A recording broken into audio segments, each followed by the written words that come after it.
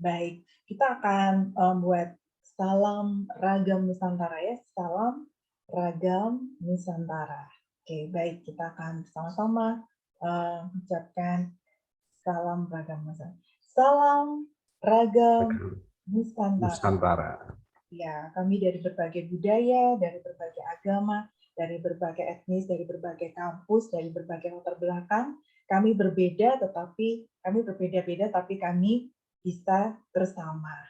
Jadi inilah kelas kami. Mungkin mahasiswa yang lain bisa ini ya membuka kamera. Mungkin kalau tidak ada kendala jaringan dan juga menyesuaikan dengan nama tampilan untuk kelas modul Nusantara ya jadi universitas dan namanya untuk memudahkan kita mengaksen. Tapi sebelumnya kita akan berdoa sesuai agama dan keyakinan kita masing-masing sebelum kita masuk lebih jauh. Berdoa mulai.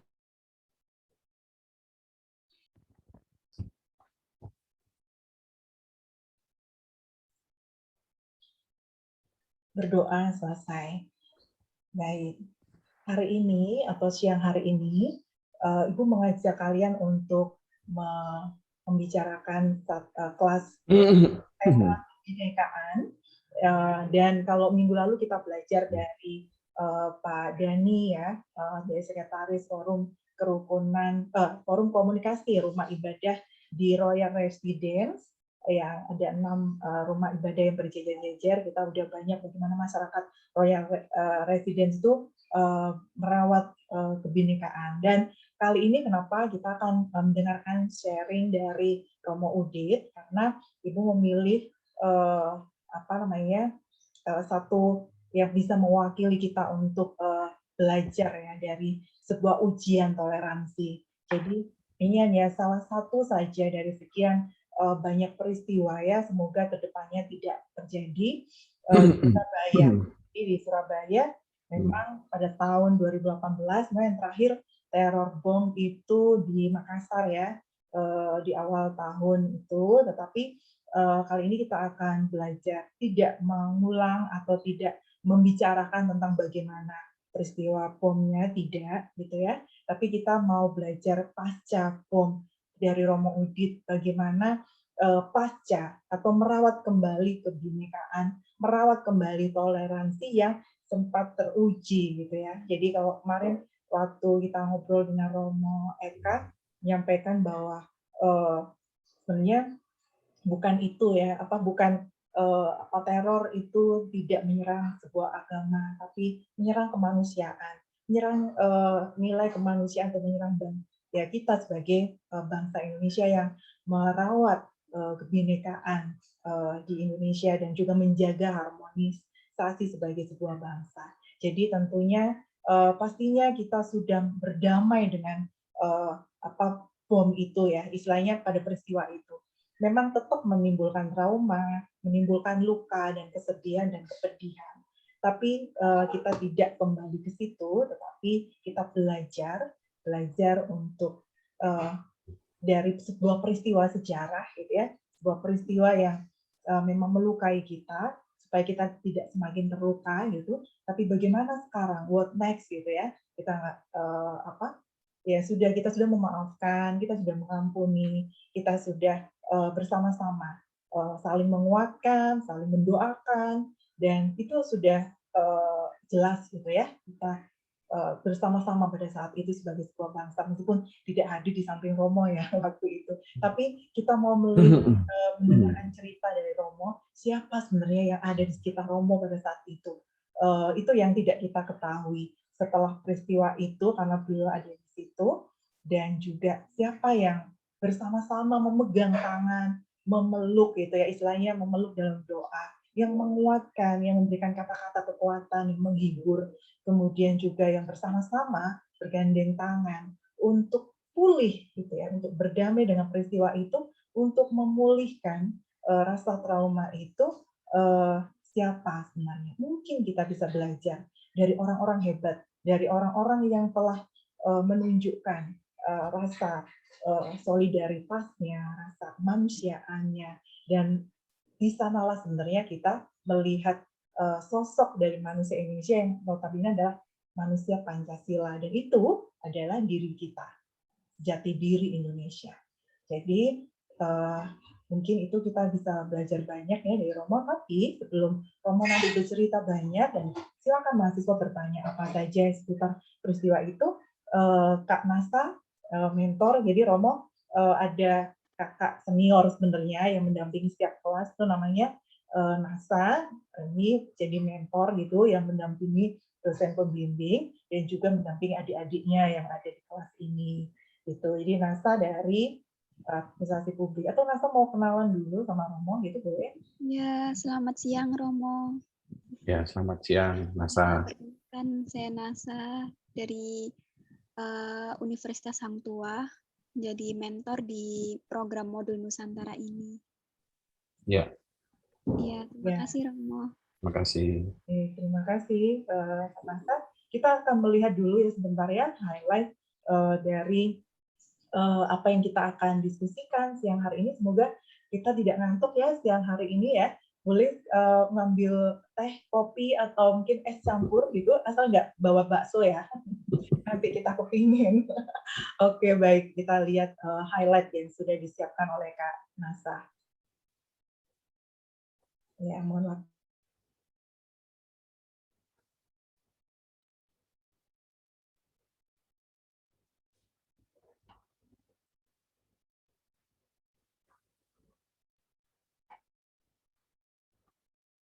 Berdasarkan Pancasila.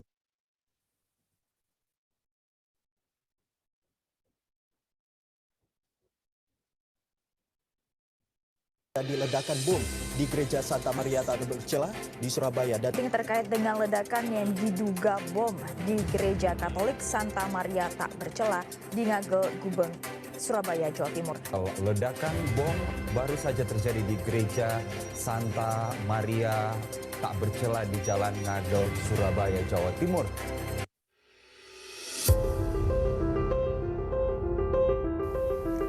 Negara Indonesia adalah negara yang berdasarkan Pancasila dan Undang-Undang Dasar 1945. Kebinekaan dan persatuan adalah harga mati yang harus dirawat dan dijaga bersama. Peristiwa teror bom yang terjadi pada tanggal 13 Mei 2018 di Gereja Santa Maria Tak Bercela, Surabaya, menjadi duka yang mendalam bagi bangsa Indonesia. Serangan bom di Surabaya itu merupakan upaya mengadu domba antar umat beragama di Indonesia. Teror bom Surabaya merupakan bentuk nyata musuh bangsa dan negara.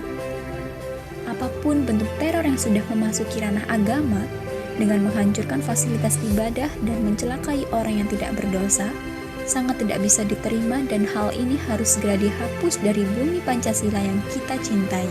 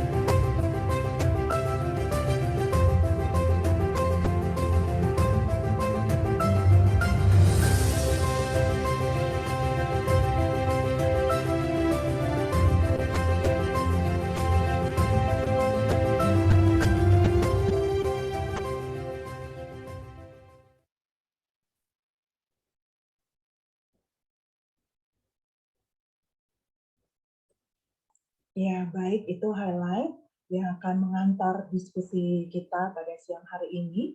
Jadi memang kita tidak bisa hadir ya di sana, tapi kemarin kita sempat untuk diajak Romo Eka untuk melihat sehingga boleh memfoto beberapa tempat gitu. Dan mestinya memang mahasiswa ini hadir di Surabaya, Romo, tapi karena masih pandemi, sehingga ngobrolnya itu mestinya di gereja gitu dengan Romo, tapi kita ngobrolnya di sini. Baik, kita akan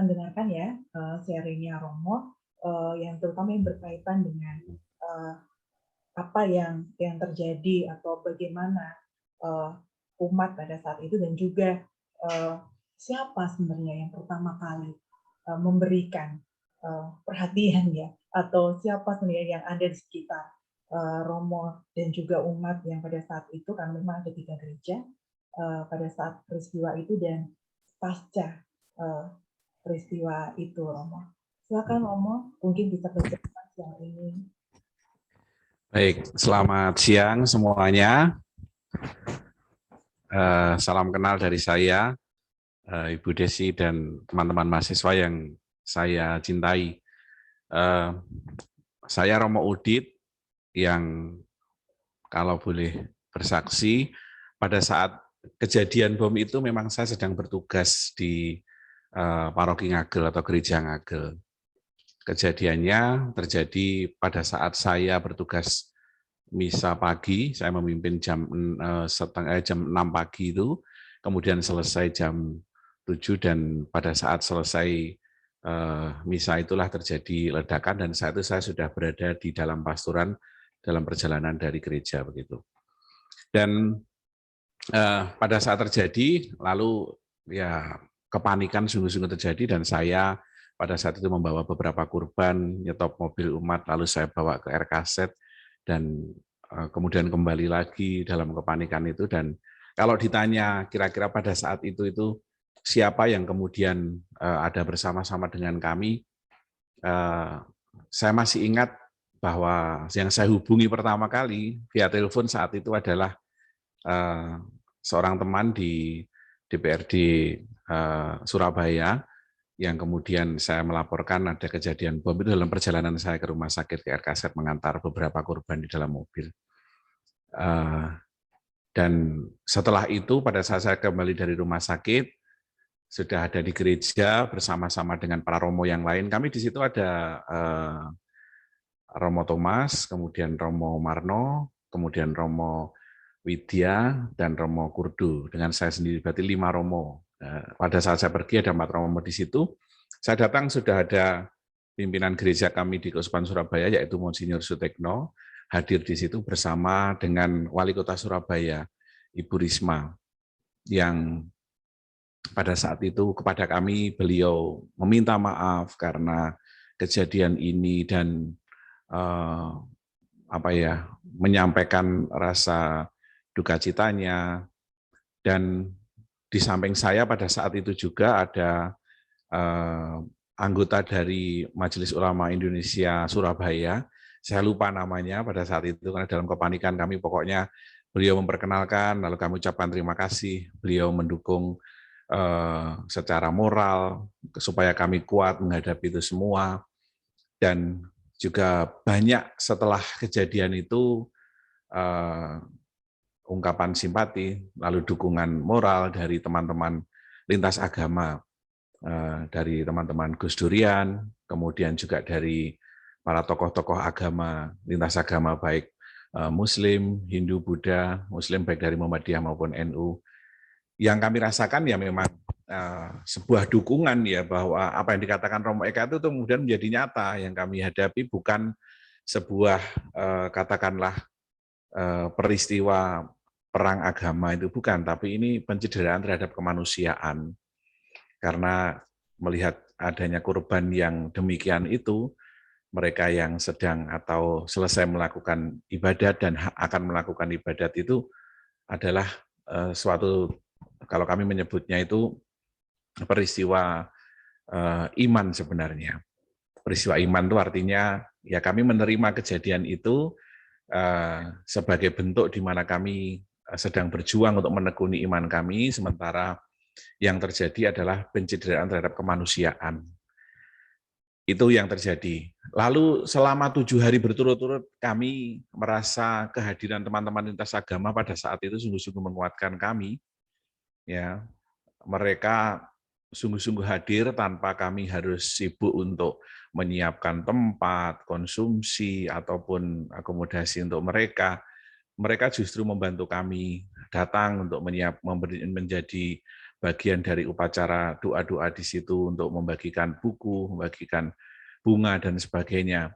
Dan saya pikir kehadiran itu menguatkan kami, mewujudkan kebersamaan yang sungguh nyata, yang dimana pada saat itu kami sedang dalam situasi memang membutuhkan dukungan begitu. Kemudian yang kami lakukan pada saat itu, pertama-tama kami para Romo berkumpul untuk pendampingan korban yang terpenting. Artinya apa? Di situ memang banyak juga pihak yang sedang ingin bertemu dan mendengar kesaksian kami, misalkan dari media massa, ya baik media elektronik maupun media tulis, itu banyak sekali. Tetapi kami para Romo fokus untuk kami ngopeni para korban ini, ya yang di rumah sakit. Saya mendampingi yang pada saat itu korban kakak adik itu, Evan dan Nathan, mulai dari pada saat di rumah sakit sampai meninggalnya, kemudian juga mendampingi ibunya untuk bagaimana menerima kenyataan itu, ya sampai dengan hal yang membuat saya merasa terharu pada saat itu, pada saat ibu dari Evan dan Nathan ini menyampaikan bahwa kami menerima keadaan ini dengan lapang dada, tabah begitu. Dan satu hal juga yang kemudian menguatkan kami justru adalah kesaksiannya bahwa mengatakan kami mengampuni para pelaku untuk peristiwa ini. Itu pula yang kemudian menginspirasi kami untuk dalam doa 7 harinya, dalam doa 100 harinya, dan selanjutnya adalah kami juga selalu mendoakan para pelaku tersebut untuk mendapatkan pengampunan atas dosa mereka, atas kejadian itu. Bentuk di mana kami ingin mengubah luka itu menjadi persahabatan. Ingin melihat bahwa ini sebuah, kalau dilihat dari yang fisik kelihatan ini sebuah tragedi, tapi kami ingin menjadikan ini peristiwa pencederaan kemanusiaan yang harus kita hilangkan, dan kemudian cara kami untuk menyembuhkannya, ya kami berpikir baik untuk siapapun yang ada di sekitar kami. Kami ke dalam mencoba untuk bersama dengan para pengurus gereja meyakinkan para umat sekalian bahwa ini adalah suatu peristiwa yang membuat kita jangan sampai jauh dari lingkungan kita. Lingkungan itu maksudnya di mana umat berada, kami berada bersama dengan umat agama lain, masyarakat lain, itu justru membuat kami yakinkan untuk terlibatlah di masyarakat dengan baik, jadilah teman bagi mereka, ya. Dan itulah yang kemudian menjadi resep bagi kami untuk tetap eksis sampai dengan sekarang ini dengan semangat yang ada. Kami merasa bersyukur dan berterima kasih ya itu dukungan dari teman-teman lintas agama yang sungguh-sungguh hadir baik secara fisik maupun dukungan moral yang mereka berikan itu sangat-sangat kami rasakan. Lalu kemudian tindak lanjut dari peristiwa tersebut, kami juga mengadakan di setiap tanggal 13, ya tanggal 13 itu selama setahun itu kegiatan di dalam gereja yang dihadiri oleh umat, di mana kami mengundang unsur-unsur dari lintas agama bergantian hari ini dengan mungkin yang mengambil peran untuk mengisi katakanlah sesi atau sharing begitu dari kelompok teman-teman dari Muslim. Dulu sempat hadir Ibu Nuriyah, ya, ibu atau istri dari Gus Dur hadir bersama dengan para Gus Durian untuk bersama-sama dengan kami berdoa, sekaligus juga memberikan wawasan kebangsaan. Lalu juga dari lintas gereja, dari teman-teman dari gereja Kristen yang hadir juga untuk memberikan dukungan sekaligus juga memberikan materi yang disampaikan di tengah para umat Katolik waktu itu. Lalu juga dari teman-teman Hindu, Buddha, bahkan dari aliran kepercayaan pun juga hadir untuk memberikan dukungan di acara 13-an kami menyebutnya ya. Jadi malam 13-an itu kami untuk mengenang kejadian tersebut. Bukan untuk mengorek luka, tetapi lebih pada untuk memaknai peristiwa tersebut menjadi sebuah peristiwa di mana kami harus menebarkan cinta. Cinta tidak boleh kalah dengan teror begitu ya. Dan semua agama menurut kami mengajarkan cinta kasih kepada sesamanya, maka hari itu kami selalu jadikan saat di mana kami berkumpul malam 13-an. Sampai sekarang juga masih ada, hanya sekarang kelompok intern gereja saja yang hadir berupa doa untuk menginspirasi bahwa 13 itu mengingatkan kami akan makna cinta, lalu kerukunan satu dengan yang lain. Jadi bukan untuk mengorek luka, tapi untuk sebaliknya kami menjadikan itu peristiwa iman, peristiwa cinta. Mungkin itu dulu, supaya tidak jenuh, nanti monggo bisa diperdalam dengan pertanyaan dari teman-teman, santai saja, pertanyaan yang seputar hal tersebut akan saya jawab. Karena pada saat itu, saya juga bersyukur, meskipun kejadiannya demikian, jujur saja saya bersyukur mengalami itu bersama dengan umat pada saat itu ya. Yang saya syukuri adalah bahwa saya merasa saya hadir di situ untuk melihat, kemudian membantu, dan untuk saya sendiri saya berefleksi, kira-kira hal semacam ini berbicara apa untuk saya. Dan yang saya maknai untuk diri saya sendiri adalah apa? Bahwa semakin kita hidup beragama dengan baik dan mendalam, maka semakin pula kita harus menebarkan cinta kepada semuanya saja tanpa kecuali. Demikian teman-teman, mari silahkan saya beri kesempatan untuk kita semua berdialog. Ya, puji Tuhan. Ini luar biasa, Romo, kita mendapatkan banyak istilahnya banyak hal yang kita garis bawahi ya dari sharing Romo tadi ya. Ternyata ada satu kata kunci tadi untuk bisa merawat kebersamaan itu, kita menjadikan diri kita teman bagi siapa saja. Jadi kita teman atau menjadi sahabat yang selalu hadir. Bahwa ketika peristiwa itu terjadi, orang sudah tidak melihat agamamu apa gitu, atau kamu dari mana, atau etnismu apa, tapi semua merasakan bahwa kita sedang berduka, kita merasakan luka yang sama, kesedihan bahwa peristiwa ini terjadi, itu tergambarkan bahwa semua prihatin. Dan ya betul tadi, saya sangat setuju ya bahwa kita menjadikan peristiwa itu memaknai kembali arti dari sebuah cinta, arti dari tadi kerukunan, kebersamaan, itu istilahnya untuk membuat kita kuat. Apakah memang harus membayar harga semahal itu ya Romo? Ya pastinya itu jadi buat diri kita bahwa untuk tidak terjadi membayar kembali harga yang sangat mahal itu, ya kita harus menjadikan tadi benar-benar merawat kembali, menjaga bersama, dan menjadikan semua orang teman dan juga berbuat baik pada siapapun. Ya, betul Romo tadi waktu di sana sama Kak Nasa tadi, kita kan ke kapel itu ya Romo ya, dan juga Romo Eka juga bercerita memang tanggal 13, setiap tanggal 13 kita memang berdoa bersama. Berdoa sebenarnya untuk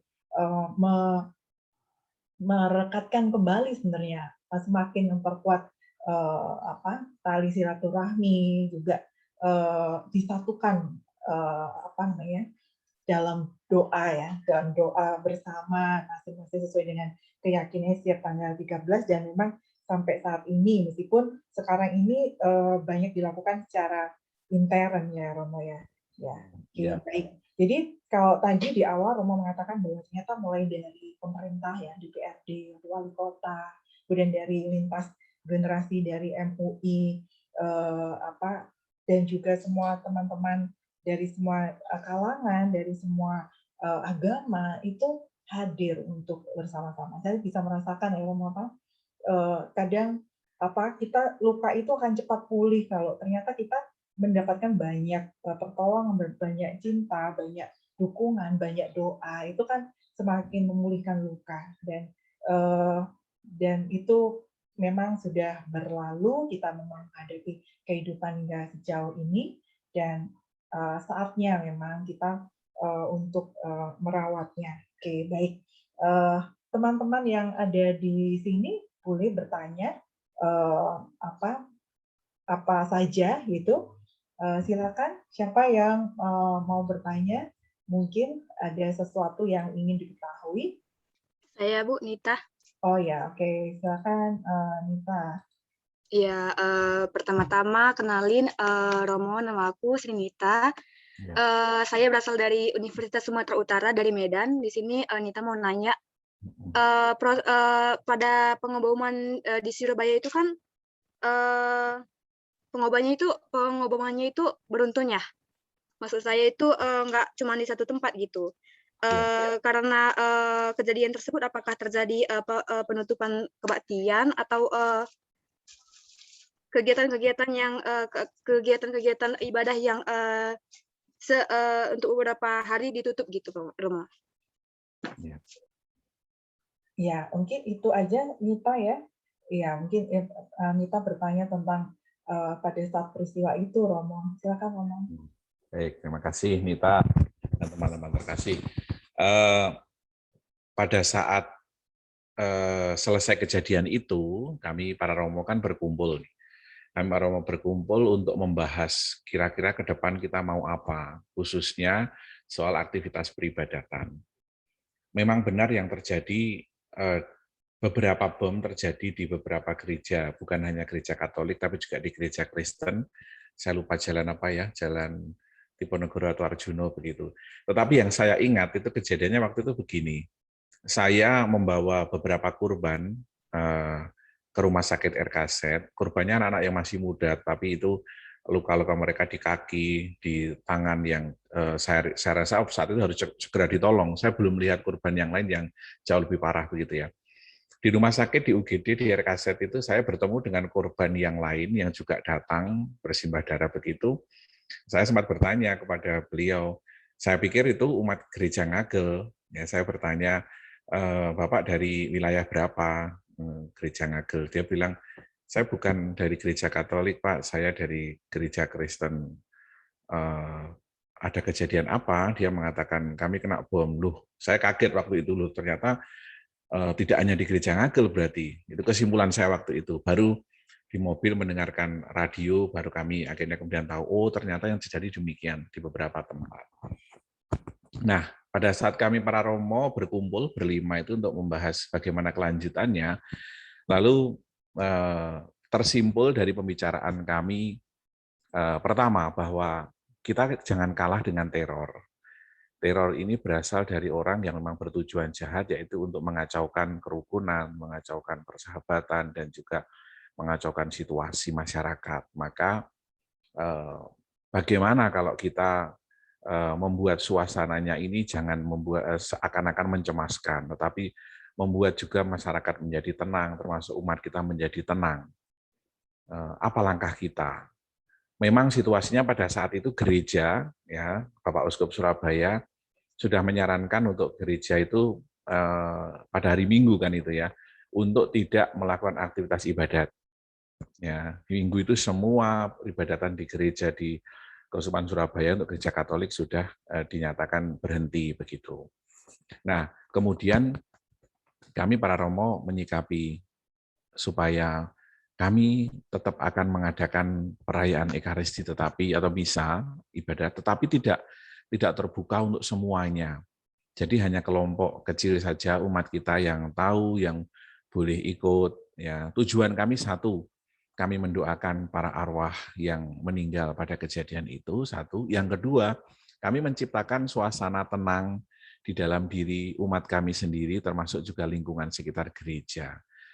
Bahwa pada saat kami tetap mengadakan ibadat, ya, kami tetap mengadakan aktivitas doa bersama, Ekaristi itu, suasana menjadi seakan-akan mengatakan bahwa ya kami tetap ada untuk bersama-sama dengan umat meskipun adanya kami seperti ini, begitu.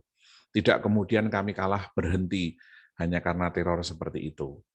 Dan itulah yang terjadi, teman-teman. Kami setiap pagi dan sore tetap mengadakan ibadat mulai dari hari kedua, hari ketiga, dan seterusnya kami tidak berhenti. Tujuannya ya tadi, pertama-tama untuk kami mendoakan para arwah itu di tempat kejadian itu. Yang kedua, kami ingin menciptakan suasana tenang, suasana yang mau mengatakan jangan kalah dengan teror. Waktu itu kan yang diserukan oleh khususnya pemerintah, jangan kalah dengan teror. Ya, ini soal pencederaan pada kemanusiaan, maka kita harus menciptakan suasana tenang Dan itulah yang kami lakukan dengan cara tetap berdoa, tetap melakukan aktivitas peribadatan. Hanya kegiatan yang lain di luar peribadatan, misalkan kegiatan-kegiatan di luar sekitar gereja, itu kami tiadakan dulu. Tetapi perayaan Ekaristi atau Misa tetap kami jalankan setiap hari dan tidak berhenti. Itulah yang kami bawa tujuannya supaya tadi sekali lagi ketenangan untuk kita semua. Itu Nita dan teman-teman, terima kasih. Ya, gimana Nita? Ada hal lain yang mau ditanyakan? Iya, menginspirasi sekali sih Romo. Saya sampai merinding. Ada pertanyaan lainnya nih Romo. Karena pengeboman itu kan pasti semua orang bakal ketakutan, panik gitu kan ya. Apakah di antara umat-umat tersebut terjadi kegoyahan batin atau imannya gitu Romo? Atau ada hal-hal yang seperti itu Romo? Ya, tentu jangankan umat ya, kami para Romo sendiri termasuk saya akui ada rasa kayak trauma begitu. Karena yang terjadi kalau boleh saya gambarkan saat itu banyak sekali darah, kemudian ceceran serpihan daging di depan gereja begitu, kemudian korban yang tergeletak, tangisan, dan di rumah sakit itu apalagi pada saat mendampingi di rumah sakit bedah, kemudian di beberapa rumah sakit yang lain itu suasananya sungguh-sungguh mencekam. Hal semacam ini tidak kami pungkiri, membuat kami down sebenarnya, ya, membuat kami down. Tetapi sekali lagi keyakinan itu coba kami untuk lawan dengan cara apa ya? Ya dengan cara kita percaya Tuhan berkehendak baik atas kejadian ini untuk kedepannya kita bagaimana. Yang terpenting sekarang kita jangan kalah dengan teror itu, kita ciptakan suasana tenang, suasana damai, dan juga persahabatan serta kerukunan dengan yang lain. Nah, saya bersyukur uluran tangan itu luar biasa, teman-teman, waktu itu. Uluran tangan tidak hanya berupa misalkan ada yang datang membawa makanan untuk semuanya yang sedang sibuk ngurusi banyak hal di seputar gereja itu, tapi juga teman-teman dari beberapa kampus yang misalkan saya beri contoh jurusan psikologi memberikan tawaran untuk Romo, kami bisa memberikan pelayanan konseling ataupun pendampingan secara psikologis siapapun yang misalkan merasa ada trauma, ya ini butuh penyembuhan, butuh pendampingan. Dan akhirnya kami wadahi itu, teman-teman. Kami membuka semacam klinik. Kami sudah punya klinik kesehatan di situ, tetapi tidak ada pelayanan untuk psikologi memang. Lalu kami mencoba untuk memfasilitasinya dengan ada semacam klinik psikologi yang membantu para umat yang ingin datang untuk berproses sebagai bentuk penyembuhan atas katakanlah trauma semacam itu, trauma healing ya. Dan itu kami buka 24 jam.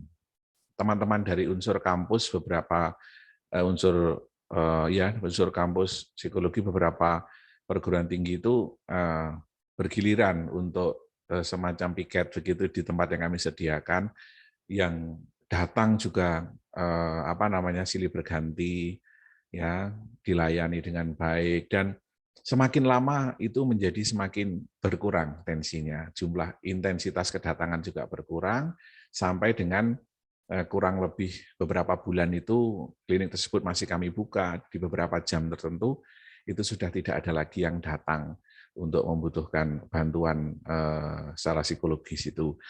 Dan itu yang kami syukuri, ya, kami tidak minta, ya, karena kami sebenarnya butuh itu kan. Karena memang kami harus sadari tidak sedikit umat yang, terutama mereka yang datang saat di kejadian, mengalami kejadian itu, di sekitar tempat itu mengalami trauma yang cukup berat. Bagi kami, para Romo, karena kami pendamping rohani, yang kami yakinkan adalah ini bukan peristiwa tragedi, ini bukan peristiwa musibah, tapi peristiwa iman. Yang kami yakinkan ke umat begitu. Artinya apa? Sudah tidak usah diingat-ingat sebagai luka yang membuat kita menjadi marah atau benci, tapi cobalah ini proses untuk mendewasakan iman kita. Maka kalau kita itu beriman dengan sungguh, maka kesabaran itu yang kita sedang diuji, dan justru semangat untuk kita untuk mengampuni itulah yang sedang diuji pula. Semakin dalam kita beriman, maka semakin mampu kita mengampuni. Itulah yang coba kami hari-hari itu tanamkan ke dalam diri umat, terutama mereka juga yang mengalami trauma. Tapi secara psikologi juga ada pendampingan dari teman-teman yang bagi saya luar biasa uluran tangan mereka itu. Jadi relawan sungguh. Kami tidak memberi apa-apa kecuali tempat gitu ya, dan mereka datang dengan gembira. Kami berterima kasih untuk itu. Begitu, Nita. Ya, Nita, masih ada lagi pertanyaan yang ingin ditanyakan? Baik, terima kasih Romo atas pencerahannya. Ya, sama-sama, Nita. Oke, mungkin ada lagi yang lain yang juga bertanya selain Nita. Silakan. Siapa? Ada lagi? Sebelumnya Bu, saya menggunakan 2 device karena device untuk laptop saya lagi bermasalah. Jadi saya pakai voice yang dari HP, terus laptopnya untuk menghidupkan kamera begitu Bu. Baik, terima kasih Bu. Saya ingin bertanya kepada Romo terkait dengan edukasi apa yang diberikan kepada umat selama proses itu berjalan. Karena saya percaya bahwa untuk menyembuhkan rasa trauma itu tidak mudah, apalagi menyaksikan secara langsung begitu Romo. Nah, selama proses ibadah, apa edukasi-edukasi yang memang ditekankan kepada umat supaya tetap bisa teguh datang beribadah dan tidak menjadi takut begitu Romo. Terima kasih. Ya, ini namanya siapa? Mohon maaf. Palma. Palma ya, saya manggilnya Palma ya. Baik, Saudari Palma dan teman-teman terkasih. Edukasi apa yang kami berikan ya? Seperti yang saya katakan tadi, secara batin, pembatinan, begitu kepada para umat itu, kami para Romo sepakat untuk menyebut ini peristiwa iman. Mari kita katakan kepada umat kita, ini peristiwa iman, bukan peristiwa tragedi atau musibah. Meskipun kenyataannya di situ darah, meskipun kenyataan di situ air mata, ya, tapi mari kita maknai ini peristiwa iman. Itu edukasi secara pembatinan yang kami para Romo sepakat untuk tanamkan kepada para umat. Sehingga sekali lagi yang terjadi dalam diri mereka bukan dendam, bukan marah atau benci, tetapi justru yang terjadi adalah saya sedang dibentuk oleh Tuhan untuk menjadi sabar dan juga mengampuni. Itu yang kami harapkan. Lalu, bagaimana untuk menciptakan kondisi saat beribadah itu tenang?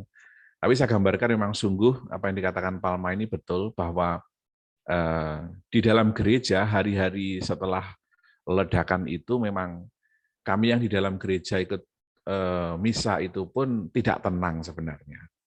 Jujur, artinya apa? Kami saking banyaknya umat kan kadang kami tidak mengenal siapa yang datang ya teman-teman. Jadi jumlah umat kami di situ tuh sangat banyak, ada 12.000 umat Katolik di situ sehingga tidak mungkin kami mengenal satu dengan yang lain. Begitu kami misa ada teman yang ada umat yang lain datang, kemudian menggunakan tas ransel warna hitam gitu, rasanya wah ini sungguh-sungguh umat atau bukan. Kadang-kadang gelisah, rasa curiga kadang-kadang muncul.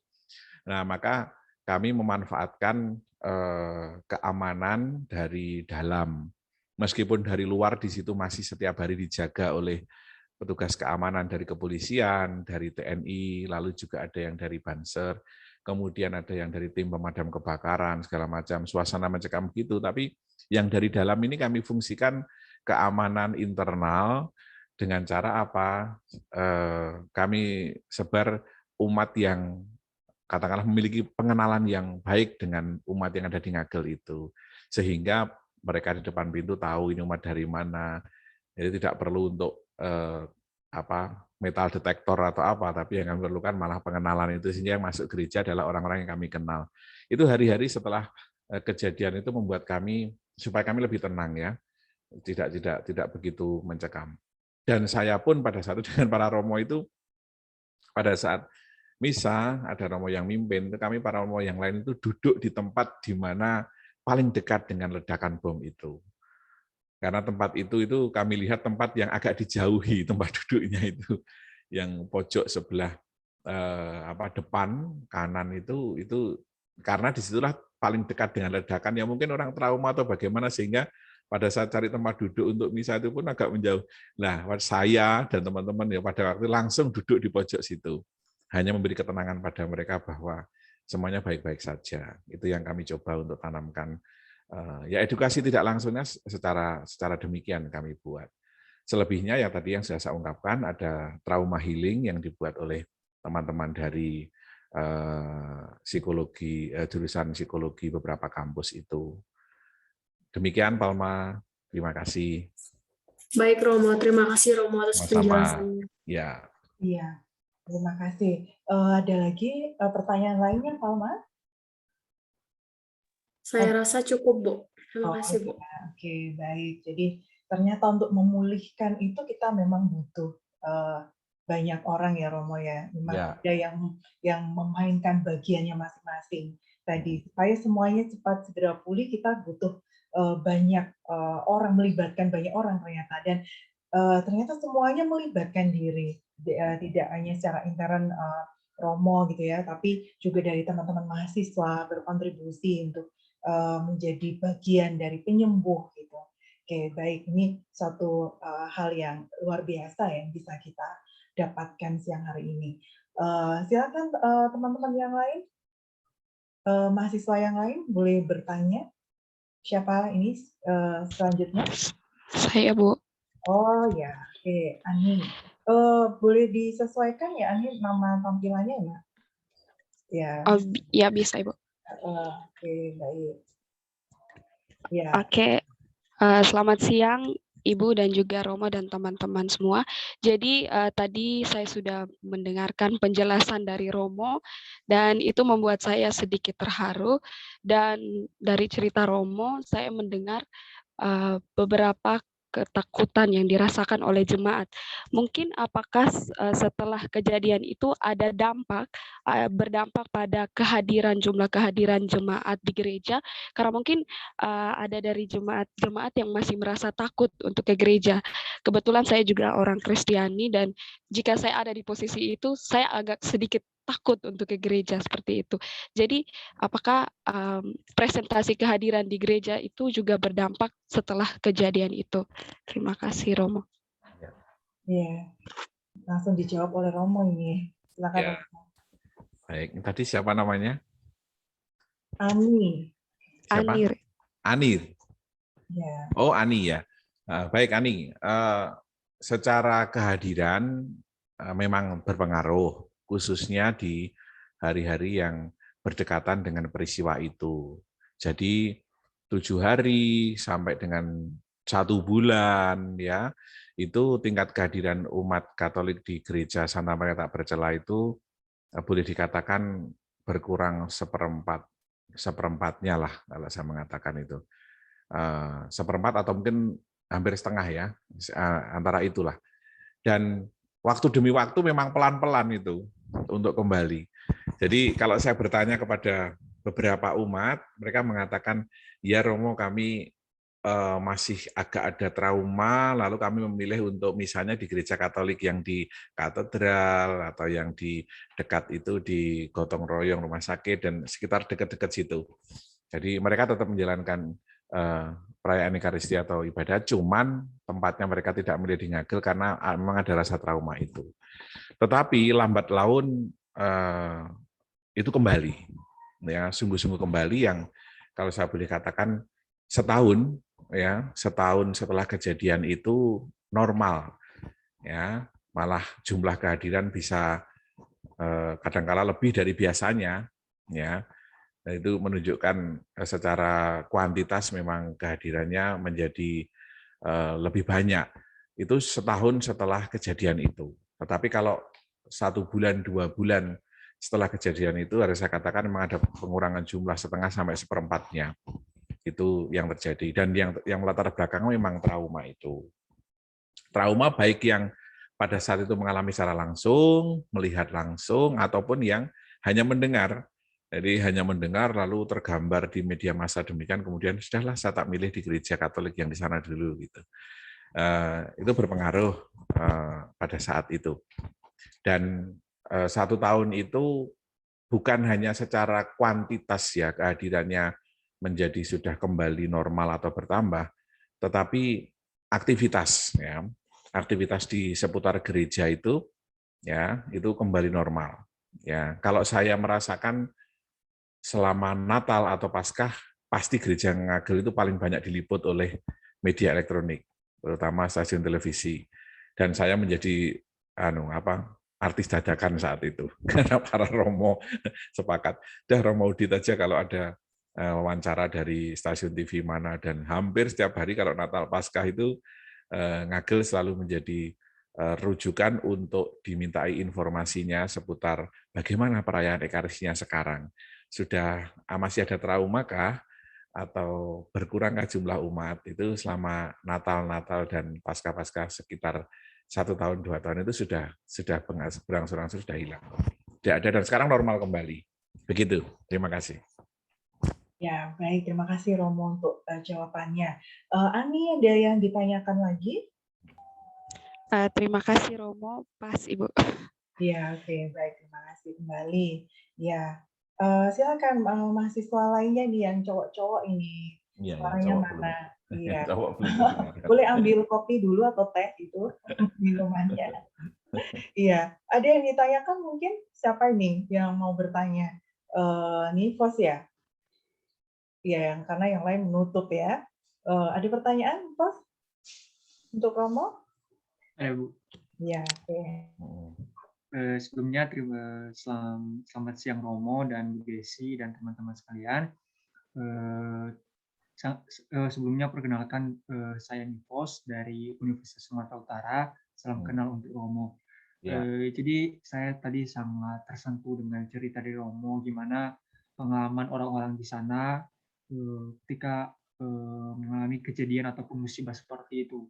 Bahkan saya aja kemarin yang mungkin di tahun itu melihat di lewat stasiun televisi, lewat di media, lewat sosmed, saya pun merasa wah begitu apalagi mendengar cerita Romo adalah orang yang terlibat langsung, apalagi dari bagian dari gereja Santa Maria Takbercelah. Jadi Romo, saya di sini juga punya beberapa pertanyaan yang mungkin ingin menambah rasa penasaran saya. Yang pertama Romo, tadi kan mungkin jemaat atau umat di sana diberikan pendampingan ataupun secara bentuk secara psikologis lah untuk bisa mengobati trauma. Apakah ada bentuk bantuan lain selain pendampingan yang mungkin diberikan kepada umat, terutama untuk keluarga korban yang masih tertinggal, misalnya anak-anak ataupun keluarga yang mungkin diberikan bantuan seperti bantuan untuk melanjutkan sekolah ataupun biaya lainnya, Romo. Apakah ada seperti itu mungkin dari pemerintah atau dari pihak gereja sendiri? Selanjutnya, Romo, ketika pelaku sudah diketahui saat itu, bagaimana kira-kira reaksi atau tanggapan dari umat gereja saat itu mendengar tentang dari tertangkapnya pelaku saat itu, Romo? Bagaimana respon dari umat gereja mungkin? Terima kasih, Romo. Iya, terima kasih Nifos. Ada 2 pertanyaan ya Romo ya? Ya, baik. Ya. Silakan Romo. Terima kasih Nifos. Yang pertama, bantuan apa yang diberikan selain dari yang sudah saya sebutkan tadi, berupa bantuan psikologis, lalu juga pendampingan begitu. Pemerintah pada saat itu kami tahu kehadirannya nyata. Ya, yang pertama Ibu Risma, Wali Kota waktu itu mengatakan bahwa Romo, seluruh kerusakan gereja yang terjadi akibat dari ledakan ini akan segera kami perbaiki dengan biaya dari kami. Gitu. Dan pada saat itu juga memang, ya saya tahu kerjanya Bu Risma memang ya luar biasa ya. Dia hadir di situ, kemudian tim dari pembersihan itu datang, pemadam kebakaran datang, lalu dalam waktu yang tidak lama, ya begitu selesai yang laboratorium forensik selesai untuk mengidentifikasi lokasi, lalu barang-barang bukti dan lain-lain, dinyatakan selesai, langsung itu timnya Bu Risma itu membersihkan semua itu. Ya, mulai dari mengambil barang-barang yang ada, kemudian sisa-sisa katakanlah serpihan daging dan segala macam, termasuk juga bongkahan-bongkahan dibersihkan, lantai dan juga paving itu semua dicuci, disemprot pakai disinfektan, sampai diberi pewangi, sehingga kami cukup kaget dalam waktu yang hanya sehari itu suasananya menjadi bersih dan nyaman kembali. Secara fisik ya, secara fisik beliau. Lalu hari-hari berikutnya perbaikan-perbaikan diberikan oleh pemerintah. Pagar, kemudian cat, kemudian kaca, semuanya itu ditanggung oleh pemerintah. Kami bersyukur untuk itu. Nah, bagi para korban pun pemerintah menjanjikan untuk pengobatannya akan ditanggung oleh pemerintah. Ya, pengobatan para korban, baik yang luka ringan sampai dengan yang luka berat, ditanggung oleh mereka. Lalu yang sempat juga dikatakan oleh Wisma waktu itu nanti ada yang para korban ini untuk studi lanjut atau pekerjaan, saya lupa ya, tetapi mereka menjanjikan untuk diberikan bantuan kepada korban ini. Beberapa korban yang bukan korban meninggal, tapi korban yang mengalami luka-luka cukup berat itu di rumah sakit dikunjungi dan disampaikan semacam janji seperti itu. Lalu juga yang kami rasakan dukungan spontan dari para umat, dan mungkin juga bukan hanya dari umat Katolik pada saat mereka memberikan bantuan dana yang saya boleh mengatakan, tidak saya sebut nilainya, tapi luar biasa, ya, yang akhirnya kami juga salurkan kepada para korban, baik yang meninggal, yang luka parah, ya, termasuk yang mengalami luka sedang, ya, ringan, itu kami juga berikan dari hasil uluran tangan umat. Jadi waktu itu kami ya kewalahan untuk mewadahi itu, karena semua pertanyaan, Romo, bagaimana kalau kami mau membantu lewat mana? Kalau kami membantu rekeningnya mana? Itu terus ya, kami harus para Romo kumpulkan jadi satu untuk transparansinya dan sebagainya, lalu kami berikan kepada mereka yang menjadi korban itu. Kesimpulannya untuk yang itu tadi adalah satu, bahwa uluran tangan dari umat maupun masyarakat dalam hal ini lintas agama